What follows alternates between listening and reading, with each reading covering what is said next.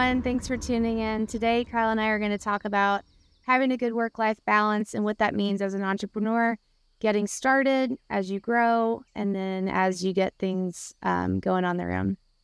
Yeah, one thing with work-life balance is very important, and it's actually one of the reasons we started a business, believe it or not. If that can make sense to somebody, you start a business that you just work a whole lot more hours than you did, with a regular job. But, we did it to kind of take control of our future. In the corporate world, which, like I think we said before, I wasn't a great fit in the corporate world, and you have these opportunities that come up. You get, hey guys, congratulations, you just been promoted to the next manager. You leave for somewhere, Kansas tomorrow morning, and you get there, and we'll get your family moved for you and get out there. And then I'd seen my father have many struggles with jobs. He'd have a career, he'd build a career somewhere, and then something happens with that position. He was an executive for in healthcare and healthcare food service for a long time. Things happen, and something you built for 10 years, and all of a sudden you got to go rebuild again. And me seeing that, I didn't want to have that for our family. I wanted to be able to put down roots, and if we wanted to be, we live in Georgia. We love it here. And if we want to stay here, we can stay here. We can build our whole business around this area. And that even kind of goes along too to how you structure and build your business as well, when you factor those work-life balance things in. And it's really important as you think about that to we talked about, finding your strengths of what you're good at with running a business, but also kind of build the type of business and the kind of lifestyle you want to have. If you're not a morning person, then it's probably not a good idea to start a breakfast cafe where you got to be up every day at 4 a.m. and opening a store and things like that. And and if you like to work remote or things like that, maybe not having a brick and mortar type business, come up with something on that. So a lot of those things played into the businesses we started and how, what we do now.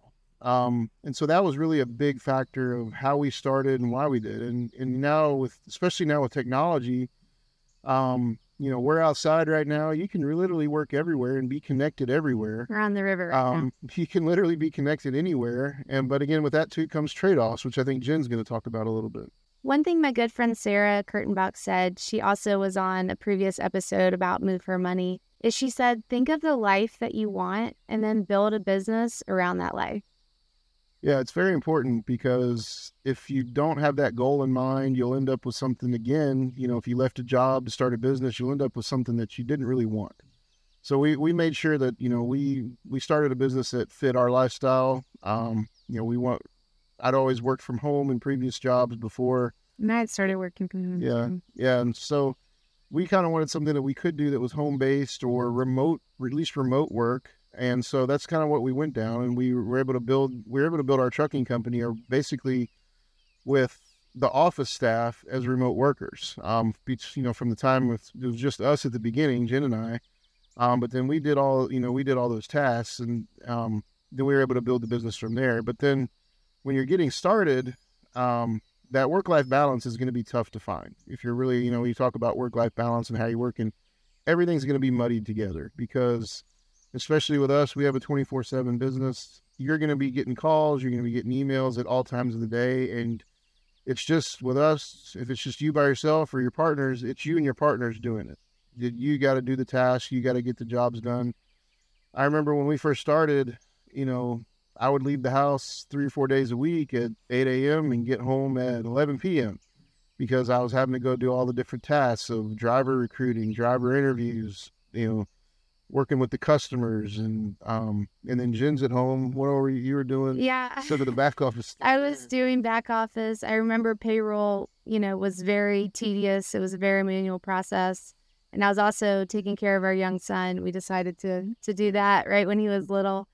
And, one thing that's really helped our work-life balance, kind of fast forwarding a lot, is that we've been able to find services that have really been a game changer for us. We partner with a company called Valeroo, and they are a logistics answering service for offshore employees in the Philippines. So they answer the phone from 8 p.m. to 8 a.m. so we can get a good night's sleep. Kyle was Yeah. being woken up at all hours of the night. So we're actually doing a promotion with them. If you are a logistics company and you need help answering the phones overnight, you would get a $1,000 credit to your account. So if you want to email me for more details, I can get that to you. My email is jen@united-federal.com. All right. Well, before you can get to having companies like Valerie on your team and helping take some of the business tasks off of you as a small business owner and entrepreneur, you really are going to have to those first couple of years are when you really lay the foundation for the future work-life balance you can have. You gotta get those tasks done. You figure out what needs to be done with the business, and then you can, as you grow your business to become successful, you'll have additional capital to deploy to hire people to then take over for you, and then you can manage some of the other bigger tasks and move on to different things instead of having to be so far into the weeds. That was a big game changer for me, was when You heard of me.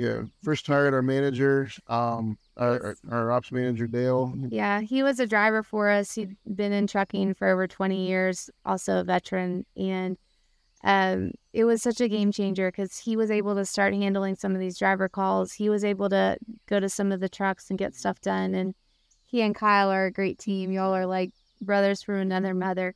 And actually when he first came on, what it really allowed me to do was work my other second job that I had to take. Yeah. Wow. He was working 2 jobs. It was like for like a year and a half. Yeah. So basically, while we were getting the company on good footing, I had a second job that I had taken. That was actually an old job that came open again. But when you get to having more people, then it's going to free you up for so many different things. But as you're building your business and as you're doing that, keep that in mind as you're doing you're first in the early stages. It's going to seem like the toughest because you're doing all the work and you kind of wonder, is this going to end and what did I get myself into? But you work towards that goal of the life that you want to have and the work life, the tasks and the balance that you want to have with your business and your free time. That's really the only way you can grow at a certain point, though. And one thing that we always looked at was the cost. You have the cost of hiring somebody, but will it free you up to do more things to get that done? So when uncle told you what? Yeah, one of his relatives told us that even if it takes a person and a half to get done what you can do, or 3 people, however many, but that frees you up to look at expanding and look at these things and kind of the big picture.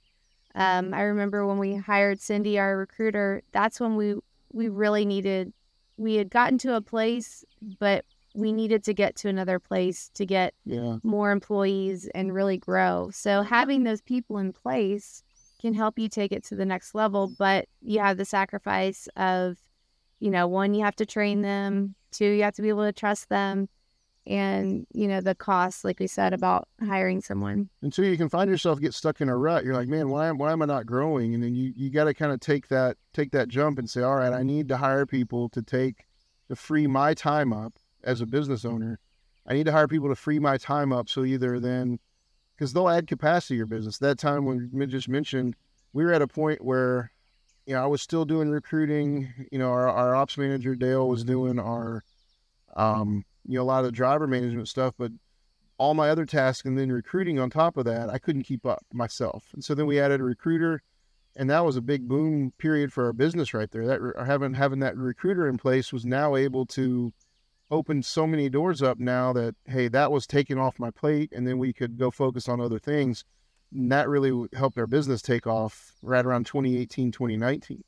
And so you don't realize it, but when you kind of find yourself stalling out, look at your people and you say, hey man, I'm putting in so many hours and look at the type of people and look at the way you're structured and figure out how to take things off of you as a business owner as well. And then as you grow, you have to think about the work-life balance for your employees. We got to a point where hiring's been so busy and we've grown. And now that we're with Amazon, payroll's different and payroll's taking up more of our HR manager's time. So we actually just hired an administrative assistant, and that's been great because then she's helping Cindy, our HR manager. So it's been great for Cindy to keep that work-life balance as well. So And I think one thing that Cindy and I have talked about a lot is giving your employees the flexibility and the freedom to get things done that they need to, and not making them take a big personal day. You know, if Cindy has, or any of us, if we have something that we need to do, you know, I think we all have children. Yeah. You know, if you need to take them to the doctor's appointment, okay, maybe it takes an hour, 15 minutes for driving. So that's an hour and a half out of your day. But giving them the flexibility to do those appointments or get things done that they need to, and not feel the stress that they're going to have to take a personal day or a half day. Because I think when you give that trust to the employees, they know you trust them, they're getting their work done. And as long as things get done, working from home and having a non-traditional type job, I guess, you can provide that flexibility to help everyone have a good work-life balance. All right. Well, one thing, that works great, Jen, for the admin and remote employees. But when it comes to the operational employees like we have, if you got a storefront, or for us, we have trucks. If the drivers aren't in the trucks, that we're not able to make money. You got to really structure. You got to build your business differently. One is with capacity. You can't run your business at 100% capacity. That is, if you've got, one truck and one driver, you can't just run your whole everything based off of that. You're going to have extras. And so it's like, what? Yeah. Yeah. We have drivers, they have family. We have a new generation of drivers coming in. You have people that, especially with our business, they want to be home. So that's why we focused on solo regional. They want to be, at a football game. They want to be at a recital. So we have to have part-time people to fill in. That's one of the reasons we redid our business when we had it. We saw some trends that had happened after COVID, and we rebuilt our business based on a solo model versus a team model, which is what we did with our previous customer. And that allowed us much more flexibility. One, we had a better pick of drivers, and we're able to provide drivers with more time off and better predictability of their schedule. And so that's a big thing as you're planning, with work-life balance as well. And this is going to play into your work-life balance too, because if you... Boy, does it stress you out when someone calls out last minute. Oh, I know. Yeah. If you overwork your employees and you don't allow for that flexibility in your scheduling, then, at those 11th hours, when you're at your football game or when you're doing whatever fun stuff you think you had planned, but you're trying to make somebody else work that's been working 6 days in a row and they want a day off. Well, guess what? They're calling out, and now you're going to have to deal with that. And so building your business around those, building your business around and building flexibility in for your employees is also going to be key for you to have work-life balance as a business owner. Because then building that flexibility into your staff, into their scheduling, and into your support staff, having that flexibility there is going to still allow you to be freed up. Otherwise, if you don't build that in, then it's going to be back to you handling those tasks that you thought you'd been able to delegate to your employees. But, we have a generous vacation policy and time off so people can do those things. And we just, ask you give a couple weeks notice so that we can plan as business owners. Yeah. And again, and then also you look at your capacity, like your actual physical capacity. For us, it's trucks.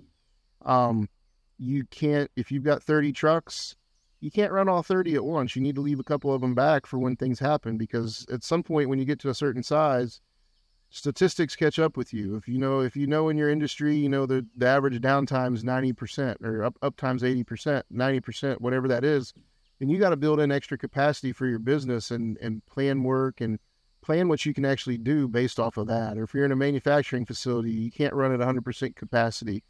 Things like that, you really got to factor in. And again, all this is going to affect the owner's work-life balance, because when things go bad, everybody calls up to their fearless leader and say, what do we do now? And if you don't build those processes in, and with the capacity with your employees, you're going to end up fighting that battle all over again when you thought you'd had it handled. I think the key is to have margin in your staffing, have margin in your equipment, have margin in, the workload, so that when things do come up, you can take care of some of those other things. I think another thing that's important too, as you factor in building your staff, the people that you hire, even if you got an awesome manager or an awesome, right-hand person that works for you, they're still not going to be as passionate about the business as you are. I mean, you could come up to me and I could talk to you all day about my business and wear you out. I'd love to talk about it. I truly love it. And even Jen probably doesn't love it as much as I do. He loves to talk about it. And even with that, your employees, they got other lives. They got other hobbies they want to pursue. They got things that they want to work on. So build that in. Make sure that they can have that too. Because if they don't have that work-life balance, at some point, what everything you built's going to crash. Because we wouldn't have work-life balance. If they don't, then you don't. Yeah. So that's very key important. Understand the limits of the passion of the business. They're not going to have it. So you got to. It was hard for me at the beginning sometimes to understand. Well, why don't they want to do this? We're growing, we're doing this, but it's like, hey, you know what? It's not their business. This is a job. Some people, it might your business just might be a job to them, and they're doing it so they can pursue other things. You have to respect that as a business owner. Yeah, you also have to plan for people to leave. Like Kyle talked about, getting that call and you have to move. Well, maybe their spouse has that. Maybe something's come up and they have to, we've had people take a leave of absence because they have to take care of a sick family member or somebody's going through a hard time. So you have to plan for that too. You have to plan for people to take off, people to leave. And if you're running at max capacity, when someone leaves, you are down anyway. So having those part-time people, I think, really helps as well. And again, as you're a business owner, you're going to be back to working 2 jobs again, except you're going to be doing the job. 2 jobs for yourself. The one that just left until you can hire people. So, that, and that's, keeping succession planning and especially for your managers and having good procedures in place as you run your business, that is also going to be big. All these things factor into your work-life balance as a business owner that you got to think about. And we've learned them all throughout the years, from when we were doing it all ourselves to now as you get bigger and you grow and you have these things in place, you consider all those different things that, the policies, the way you staff your employees, the way you build your capacity or your business out, all those things play into the work-life balance of your employees and you as the owner. I think another thing you think about is the easiest way to hire is to promote from within. You have a company culture that people buy in, they want to work for you. Those are the people that you need to be grooming and getting ready to take over more responsibilities. Like we talked about our manager, Dale, we knew he was a great person. We knew he'd be great for the job. And we saw the potential in him that we promoted. And then, Cindy, she started out and then you add more tasks and now she's doing other things. And then we've hired an administrative assistant to help her with things. So having those people that are loyal to the company that you can promote, I think really goes a long way. Yeah. And one thing mentioned with the guy that, works closely with me, at the time we promoted him to manager, we really couldn't afford him. And so, but I recognized that he was the type of person that we wanted to have, that I worked well with, Jen worked well with, and he believed the drivers. Yeah, all respect him, and they all. And so in that instance, we found somebody that maybe wasn't quite just ready yet, or we weren't quite ready for it yet. But we figured out a way to make that happen, because sometimes you find the people that hey, this person will be invaluable to our business and invaluable to our company, and we made that happen as well. So. And again, like I said, he's been great. He actually has about as much passion for the business as I do, which is a rare find. And so when that happens, we take care of him, and we give him the same flexibility that we give ourselves. If he needs to go visit family and he's like, hey, I'll have my phone with me. I'll be out so-and-so, but I'll have my phone with me and I'll still do what you asked me to do each week. I'll still do it. And then he'll just, say, hey, I'm out these days. You might need to, answer the phones. There's a lot of that give and take between the both of us, and we achieve our work-life balance that way as our company. And so, but that's what I think what helps create a loyal employee, having that compassion and being there for them when they need it, just like we need it or we needed it from other jobs. And that was one thing that we really wanted to do. We wanted to be a company where people want to work there. People can work anywhere. The truck driving market has always been hard. It's gotten a lot easier now that we've changed our business model. But we want to be a place where people enjoy working and that they feel respected and valued. And, we hope they treat us with that same respect. But I think showing that first, it will help bring it back. And in the stuff of the businesses we're in with trucking, where there's not typically a lot of balance with the business, it's always rewarding when you have people, maybe leave and then they want to come back because they're like, hey, you guys, we might have been one of their first jobs they'd had in a while, and then they leave, and then they're like, hey, can I come back? Because this all this other stuff I did over here is terrible. So we won't keep taking them back. You get like one rehire, but that's always good to hear. When you makes you feel good when they want to come back after they've left. Yeah. So. Yeah, but you don't always get that feedback in the beginning because when you're building it, it's not fully built yet, right? So it's hard to know. But and I think we're never fully built. I think you have to make a decision, see what comes up, and I think being a business owner is problems and then solving the problems, figuring out a way to make it work. Whether it's hiring someone, whether it's buying more equipment, because with trucking you can't grow unless you have the equipment. Yeah. So with all of that, the work-life balance piece is really a ton of different factors that you got to look at. And as you're building the business, it's not just, finding a job that you can do when you want and where you want. It's also taking care of your employees, your capacity, and then building that out for the life that you want to have and what you're flexible and comfortable with having. Well, we want to thank you guys so much for tuning in to our podcast, Married in Business. If you like what you've heard, please like and subscribe so you don't miss any content.